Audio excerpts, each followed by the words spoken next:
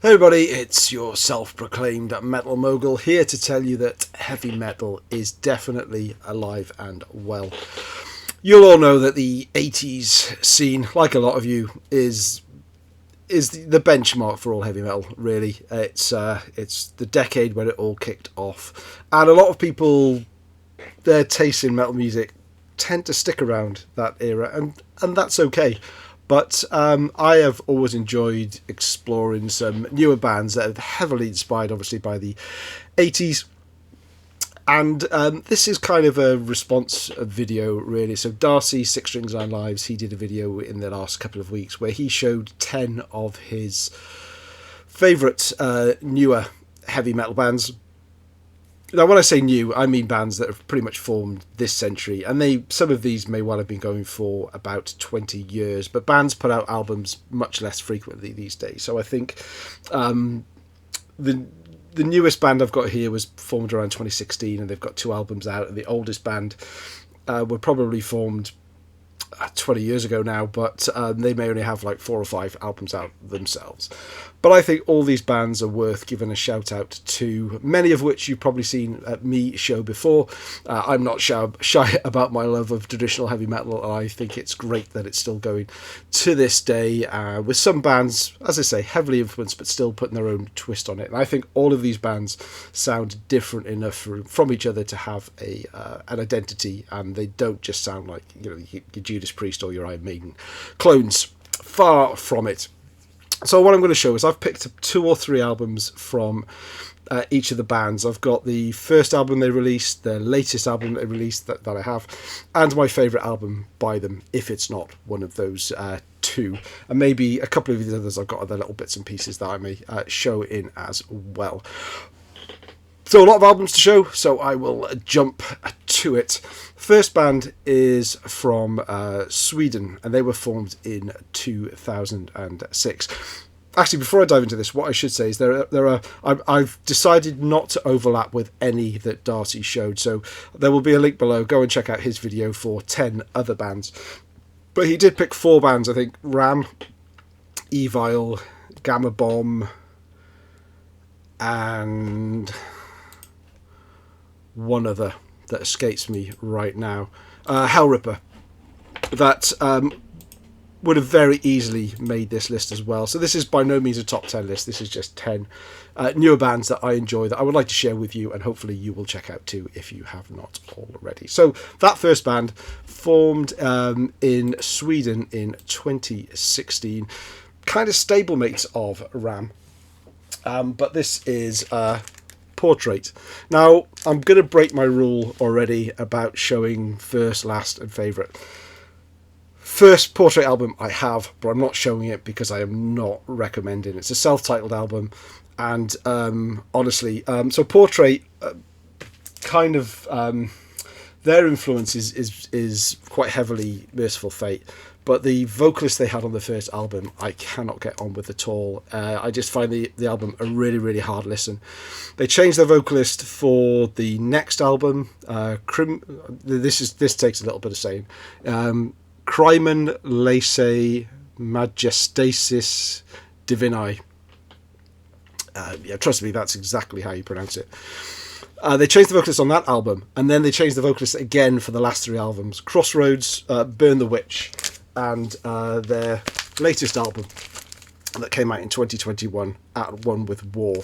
But I think if you want to check this band out, start off with one of these 2. Burn the World, which came out in 2017. This was on Metal Blade Records, and At One with None. This is definitely a band. Their first album came out in 2008, by the way. This is definitely a band that gets better release on release on release, and subsequently, my favourite album by them so far is the latest one, At One with None. It's it musically, yes, influenced by Merciful Fate, but the vocals completely different, much better singer than King Diamond, if you ask me. But a great band. I said they were stablemates with Ram. I thought I'd throw this one in as well. This was in 2014. They did a split EP with Ram called Under Command. What's quite interesting on here is the Ram side has a Portrait cover a Ram song, a Portrait cover, and a Kiss cover version. And then the Portrait side has a Portrait song, a Ram cover. So they're doing each other's songs, and Aggressor, an Exciter song as well. So this is a really sort of great piece if you like Ram and you want to try and maybe get into Portrait as well. Next band I'm going to show is one that I have sung the praises of many times on this channel, and if you know me, you're expecting to see this band, and that's Seven Sisters from London, England. Formed in 2013, they now have 3 studio albums out. This was the first, the self-titled, out High Roller Records, and this is the latest from 2021, Shadow of a Fallen Star Part 1. So they've only got 3 albums out in total. My favourite happens to be their second album, The Cauldron and The Cross. But Shadow of a Fallen Star Part 1 is a gnat's hair as close. And the first album is none too shabby either. So I'm getting to show you kind of the full studio discography here. Brilliant, brilliant band. This was my album of the year in 2018. It's absolutely fantastic. It shows a maturity of songwriting I don't think you see that often. And they also, I criticise a lot of new wave of traditional heavy metal style bands because they got into that style because they like that style and they're married to it and they don't evolve. Every album starts sounding exactly the same. Seven Sisters have done 3 separate albums. Very distinctive Seven Sisters sound, but different enough to enjoy each album and get to know them well. I sing their praises a lot, and you will hear me do that again in future, no doubt. Third band, Night Demon, another favourite band. These guys are out of Ventura, California, and they were formed in 2011, one of the oldest bands I'm going to show now. So they've been going for, well, 10 or 12 years now. Released Curse of the Damned in 2015, and their latest album, which is a concept album, Outsider, came out this year, which is a really, really good album. And my favourite album is still Curse of the Damned. Darkness Remains, which came out in 2017, is also a fantastic album. You can't go wrong, really. I would say if you want to check out Night Demon, check out one of the first 2, Curse of the Damned and Darkness Remains. This one takes a little bit more getting used to because it is a concept album. You know, the album is kind of restrained by the story. So I've heard people sort of talk about this album and say the tracks would be better in a different order, but then obviously the story wouldn't make sense. But absolutely superb band. I've been lucky enough to see them live a couple of times. In fact, their first ever UK gig was here in Edinburgh, and it was me and about 4 other people. It was something like a Monday night, and I had a nice chat with them at the bar after, but I felt absolutely gutted that they weren't able to show off to a bigger audience, but they still put on a fantastic show. So Night Demon from the US, they're a 3-piece band and they have 3 albums out to date. Absolutely superb. The next band is from Lancaster in England. Now this one's a little bit different. This band is a little bit more, maybe a bit more 70s inspired, sort of bands like Wishbone Ash, maybe a little bit, but still heavy metal. Iron Maiden. They kind of describe themselves as if new wave of British heavy metal happened in the medieval times. They very much they all dress up in kind of these old England medieval style white tunics and leggings and boots and things when they play on stage. They've done that the whole time that I've known them. It's Witch Hazel, sorry, I've not even said the name. This is their first album, Prelude, that came out in 2016. The band themselves were formed in 2011. They have 4 albums out. The latest album, which I have not actually listened to in full yet, came out this year, and that is For Sacrament. I've listened to a few tracks online. I've obviously picked it up. But I have just not had chance to sit down and enjoy it, and I will do soon. So you will hear about my thoughts in an upcoming collection video, no doubt. My favourite album by them, though, is at the moment is 2018's Sojourn. But all 4 albums that they've done, their third album is called Pentecost, which came out in 2020. all 4 albums. There you go. That's the get-up that they pretty much wear on stage as well. I was going to say all 4 albums are superb. All 3 albums, and what I've heard of the 4th album so far, is absolutely superb. It's a lot more melodic. These guys are really uplifting lyrics. They're all of a Christian persuasion, shall we say, but it's not sort of, when a lot of people complain about sort of Christian metal being very much in your face. These guys aren't really marketing themselves that way, although I think each album has become a lot more spiritual as they've gone along. But the music is superb and easy to sing along and understand. Lyrics, vocals, superb, great band. Do check out Witch Hazel. In fact, check out all these bands, otherwise I wouldn't be doing this now, would I? Band number 5, Neuron Spoiler. Now, this was a band formed in London in 2009, and they have 3 albums under their belt right now.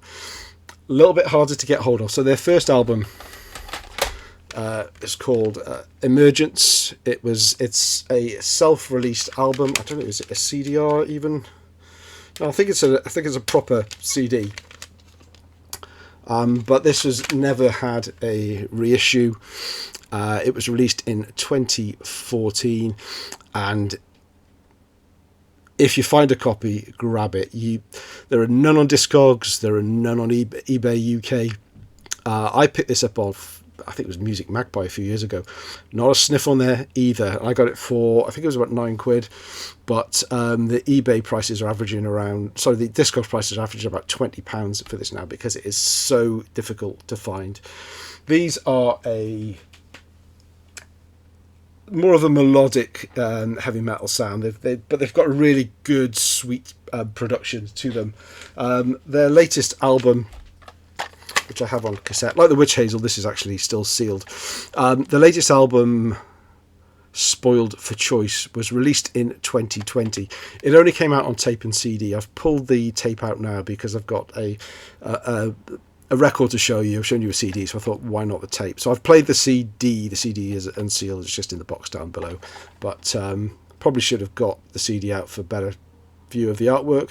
But again, they've gone from an initial not on label release to releasing records on Dissonance Productions, so going back to doing self-released.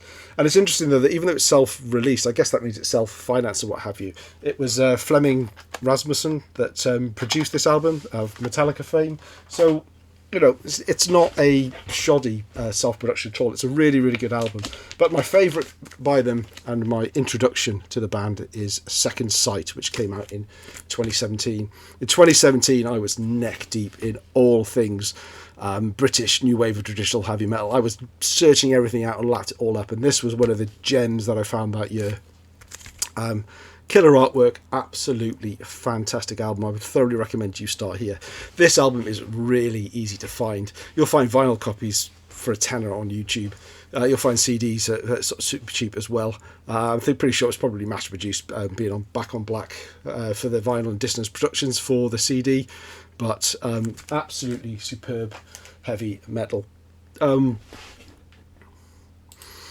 We're going back to Sweden again now, and this band was formed in 2011, 5 years actually after Portrait. But this band is a little bit more, they're heavy metal, but they're more on the hard rock side, and they have much more of a 70s vibe to them as well. The band are called Night. This is their debut album, self-titled debut album, which came out in 2013. They've kind of got this Budgie type character. I know it's an owl, but I mean the band Budgie have a bird, and Budgerigar, and these guys have this sort of hawk owl type guy going on. But again, it's melodic, it's a little bit slower paced, it's got that 70s vibe to it, but absolutely superb. Their latest album came out in 2020. This is what they look like, and that's kind of how they sound as well, if I'm honest with you. But this is a brilliant album, but not my favourite by them by any means. That would be my introduction to them. Now, how about that for a cover for Atmosphere? and mood. This is A Raft of the World. It came out in 2017 on the Sign Records. A great place to start with Night. 4 albums in total. Their second album, Soldiers of Time, came out in 2015. But again, if you want to sort of slow it down a bit, put on something with great production. The vocals are a little bit took me a little while to get into them. They're kind of unique. They're not sounding like many other bands do, but once it clicked with me, I had to grab all of their stuff as well. So Night, Sweden, check them out. Right, okay, we have got hot in here. So Darcy, obviously, in his, he's from Canada. He threw a few Canadian bands in there. I've mostly thrown UK bands in to represent my home nations, but I'm going to go to Canada for this one. And this is a band I wouldn't have discovered if it wasn't for my friend Greg in Canada. He introduced me to Iron Kingdom.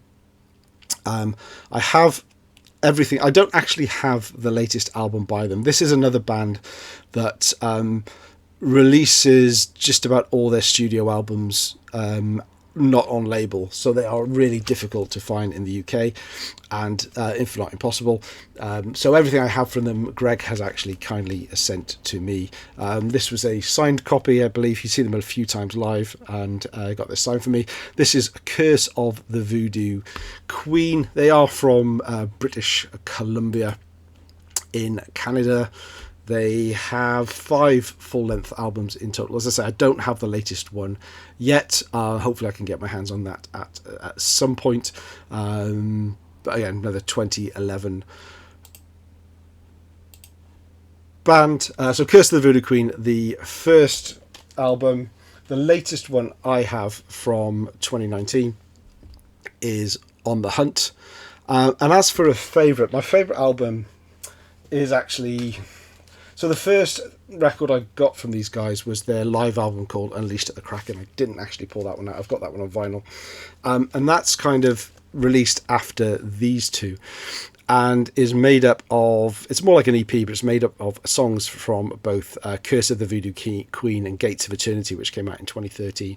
And that is my favourite album by them, but it's a live album. So I would pretty much say... if you're going to check out Iron Kingdom, check out Curse of the Voodoo Queen and Gates of Eternity first. But Ride for Glory, which came out in 2015, and On the Hunt, also great. And I do hope to get the Blood of Creation at some point as well, which came out last year. Next band from the US, from Chicago, actually formed in 2009. Now these guys have 4 studio albums in total, or I say these guys, it's actually a one-man project, and again a band I've talked about quite a lot. That one man goes on the name of Professor Black, and he is the mastermind behind High Spirits. This is their first album, Another Night, which came out in 2011. Chris Black does all instruments on here and vocals, but then he has a touring band, and when I saw them, God, it must have been about 2016, 2017, they came and played in Edinburgh. I picked up everything they had at the time. They had all the merch on the table, and bearing in mind they're on High Roller, they were selling them super cheap, so I picked up about 4 albums off the merch table and got them all signed. I actually didn't know at the time that he was just a one-man. Chris Black was responsible for it all, so I was quite happy to get everything signed by the band. But I'm kind of glad I did, because it's a snapshot in time of that band, and I'm not getting them signed to sell them on. High Spirits' last album came out in 2020, but I believe they've got another album coming out at the end of this year. This is a fantastic album, I have to say, but not my favourite. I probably haven't digested it enough for it to become my favourite. My favourite one is pretty much the first album that came out when I started listening to them, and that's Motivator. And this is the album they were touring on when I saw them back in sort of 2016, 2017. Absolutely fantastic. Upbeat, catchy, melodic, heavy metal, very much sort of early Iron Maiden influence, but certainly not a clone I love that band. Can't get enough of them. The penultimate band for you now is these guys are more of a heavy metal stroke power metal, but not that horrible European power metal that I don't like. That makes me cringe a little bit. But they're called Fury. This is a CD band for me. I've got everything from them on CD. It's 4 albums and a couple of EPs as well. They're from Worcester in England, and they were formed in 2010. This is another band that releases all their own stuff, not on label. I don't know whether that's... I'm guessing it's got to be by choice rather than...